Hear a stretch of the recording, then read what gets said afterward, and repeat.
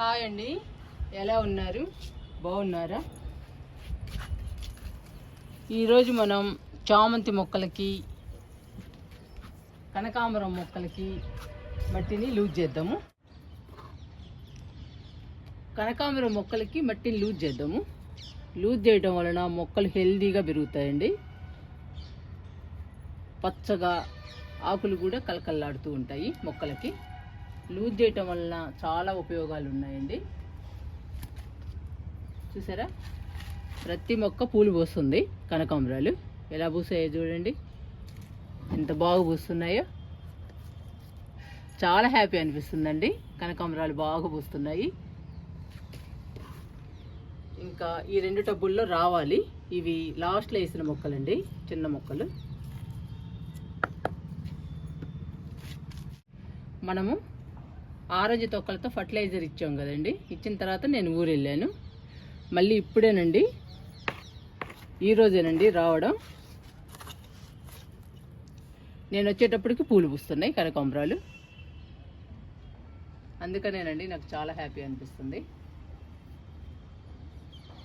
ఇంకా లూజ్ చేద్దాము మొక్కలకి. ఇది ధర్మాకోల్లో ఉందండి. ఇందులో కూడా చిన్న మొక్కలే, వీటికి కూడా రావాలి మొగ్గలు, పూలు.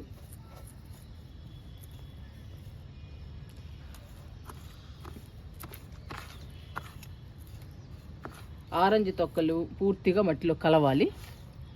వారం రోజులైంది కదండి మనం ఈ ఫర్టిలైజర్ ఇచ్చి. ఇంకా బాగా కుళ్ళిపోయాయి కూడా.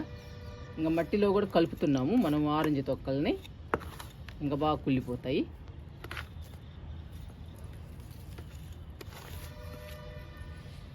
చూడండి పూలు ఉంటే ఎంత అందంగా ఉన్నాయో కనకాంబరం మొక్కలు.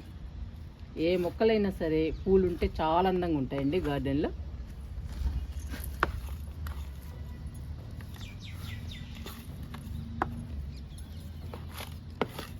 ఇలా మట్టిలో కలిపేసేయాలి కమలా తొక్కల్ని. ఇంకా బాగా పెరుగుతాయండి కనకాంబరం మొక్కలు. పెరిగిన తర్వాత మొగ్గలు వచ్చి పూలు వస్తాయి, కనకాంబరం పూలు.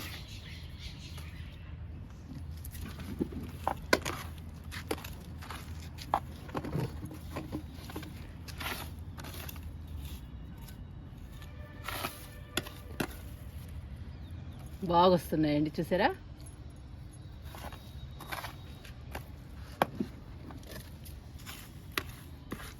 ఈ టబ్బులో కూడా లూజ్ చేస్తున్నా.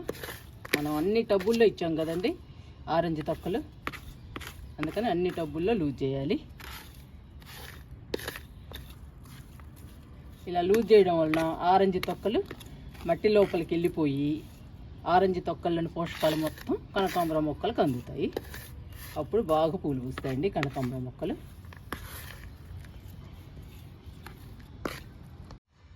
ఐదు టబ్బుల్లో మట్టిని లూజ్ చేశానండి, చూసారా? ఇందులో కూడా వచ్చాయి మొగ్గలు. ఇంక అన్ని టబ్బుల్లో వస్తాయండి కనకాంబరం పూలు.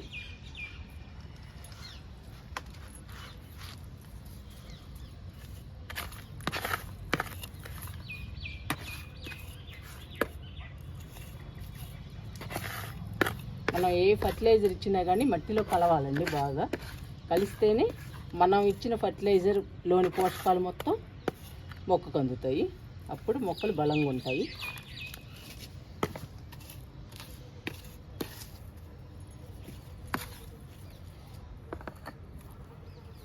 ఇవ్వండి పూలు రాలిపోయినాయి కనకాంబరం పూలు.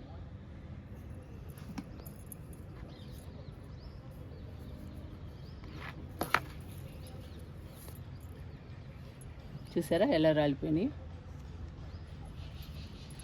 మనం కొయ్యపోతే రాలిపోతాయండి. కలుపు మొక్కలు కూడా పెరగనీయకూడదు, ఎప్పటికప్పుడు తీసేయాలి. లేదంటే మనం ఇచ్చిన కంపోస్టులు, లిక్విడ్స్ అన్నీ ఆ కలుపు మొక్కలే తీసేసుకుంటాయండి బలం అంతా.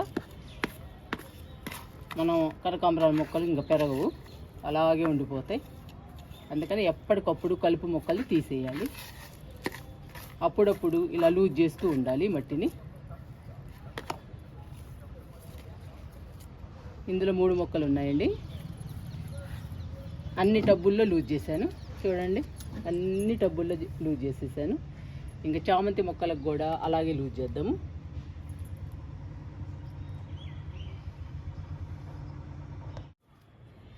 చామంతి మొక్కలకు కూడా లూజ్ చేద్దామండి మట్టిని. మనం చామంతి పూలని అన్నీ కోసేసాము ముక్కోటి ఏకాదశి రోజు. ఇంకా అక్కడక్కడ ఉన్నాయండి చామంతులు. చూడండి, ఈ మొక్కకి ఎక్కువ ఉన్నాయి పూలు, ఈ మొక్కకు కూడా ఉన్నాయి.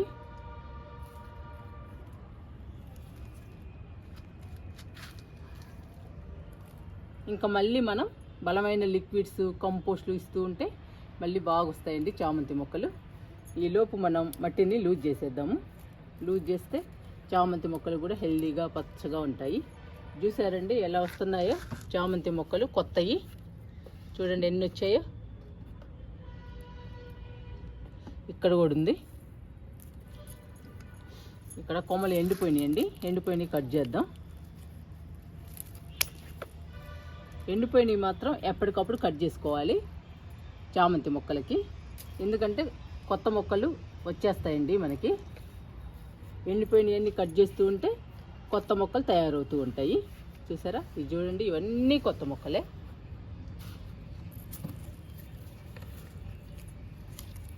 ఇవన్నీ పువ్వు. మనం ఎండిపోయిన కొమ్మలన్నిటినీ కట్ చేయాలి. ఎండిపోయిన ఆకుల్ని కూడా తీసేయాలి.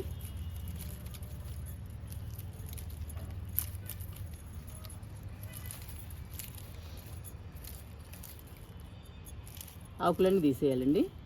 తీసేస్తే కొత్త చిగుళ్ళు వస్తాయి.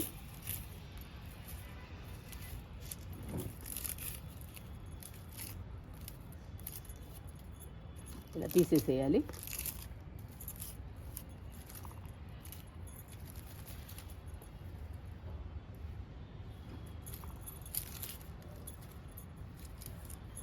మనం ఊరికి వెళ్ళినప్పుడు ఇలాంటివి జరుగుతూ ఉంటాయండి. చూసారా చామంతి మొక్కలు ఎలా ఎండిపోయినాయో. చామంతి మొక్కలకి రోజు ఇవ్వాలండి వాటర్ని. మనం 4-5 రోజులు ఊరికి వెళ్తే మరి మొక్కలు ఇలానే అయిపోతాయండి. కానీ తప్పదు, అవసరమైనప్పుడు ఊరు వెళ్ళాలి. మళ్ళీ మనం మొక్కల్ని మంచిగా చేసుకోవాలి, అంతేనండి. ఊరి నుంచి వచ్చాక ఊరికి వెళ్ళకుండా అయితే జరగదు. నేను ఎంతో తప్పనిసరి అయితేనే ఊరు వెళ్తానండి మొక్కలను వదిలిపెట్టి. అలాంటప్పుడు తప్పదు కదా మరి. అలాంటప్పుడు మొక్కలు ఇలా అయిపోతాయి. మళ్ళీ మనం బాగు చేసుకోవాలి.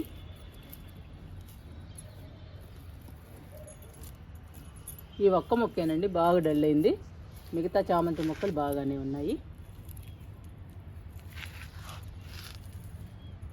ఎండిపోయిన ఆకులను తీసేసానండి ఈ మొక్కకి, టబ్బులో ఉన్న మొక్కకి. మట్టిని లూజ్ చేస్తున్నా. చామంతి మొక్కలకి మట్టిని లూజ్ చేసేటప్పుడు జాగ్రత్తగా చేయాలండి. ఎందుకంటే టబ్బులో మళ్ళీ కొత్త మొక్కలు వస్తూ ఉంటాయి. ఆ మొక్కలకి డిస్టర్బెన్స్ కాకుండా మనం లూజ్ చేయాలి. ఆ మొక్కలు కదిలాయనుకోండి చామంతి మొక్కలు చనిపోతాయి.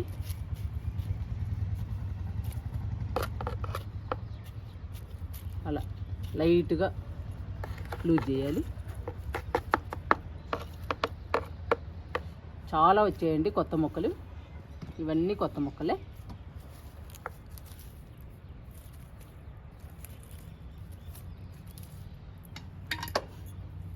ఇదిగోండి పువ్వు.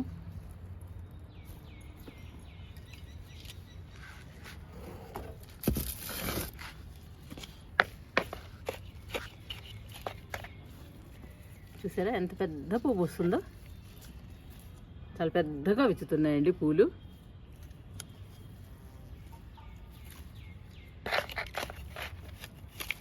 మనం చామంతి పూలని ఫర్టిలైజర్గా ఇచ్చాం కదండి మనం ఊరికి వెళ్ళేటప్పుడు. ఆ చామంతి పూలన్నీ మట్టిలో కలిసిపోవాలి, అందుకే లూజ్ చేస్తున్నాను.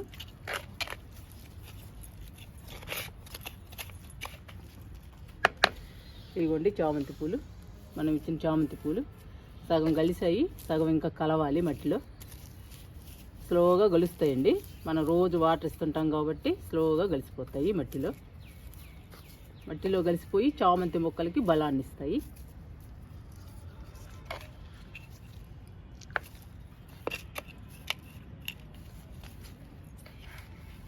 ఇదిగోండి చామంతి పూలు ఇంకా మట్టిలో కలిసిపోతాయి. మనం లూజ్ చేస్తున్నాం కదా.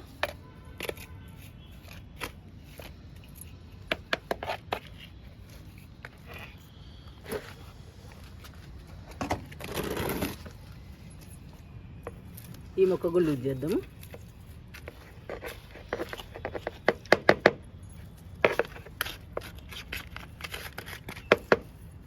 ఇలా చుట్టూ లూజ్ చేయాలి. మనము చుట్టూ వేసాం కదండి చామంతి పూలని, అందుకని చుట్టూ లూజ్ చేయాలి. మొత్తం చామంతి పూలు మట్టిలో కలిసిపోతాయి, వాడిపోయిన చామంతి పూలు.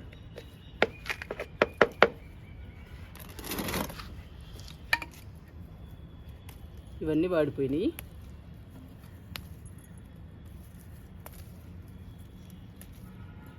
మళ్ళీ మట్టిలోనే వేసేద్దాము.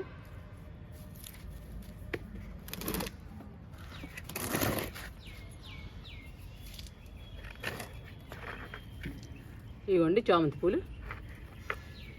మనం మట్టిలో కలిపేద్దాము.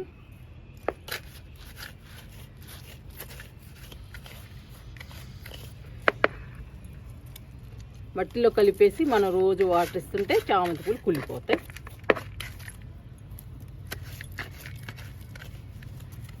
ఈరోజు కనకాంబరం మొక్కలకి, చామంతి మొక్కలకి మట్టిని లూజ్ చేస్తున్నాము.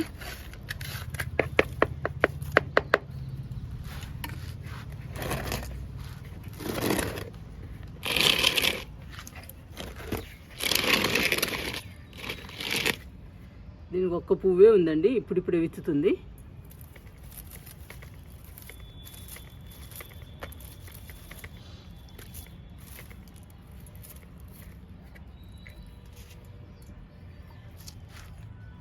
ఇలా కొమ్మ ఉంది కదండి, ఈ కొమ్మని మట్టిలో గుచ్చేస్తే చాలండి, చామంతి మొక్క తయారవుతుంది.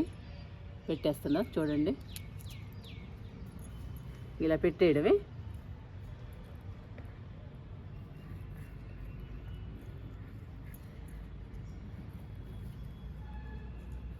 ఇంకా చామంతి మొక్క తయారవుతుందండి 15-20 రోజుల్లో. చాలా ఈజీ అండి చామంతి కొమ్మల్ని నాటడం.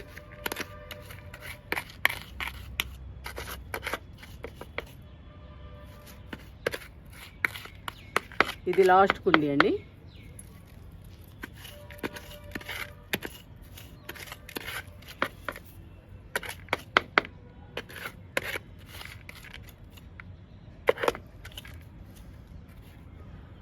అన్ని కుండీల్లో మట్టిని లూజ్ చేశానండి చామంతి మొక్కలకి.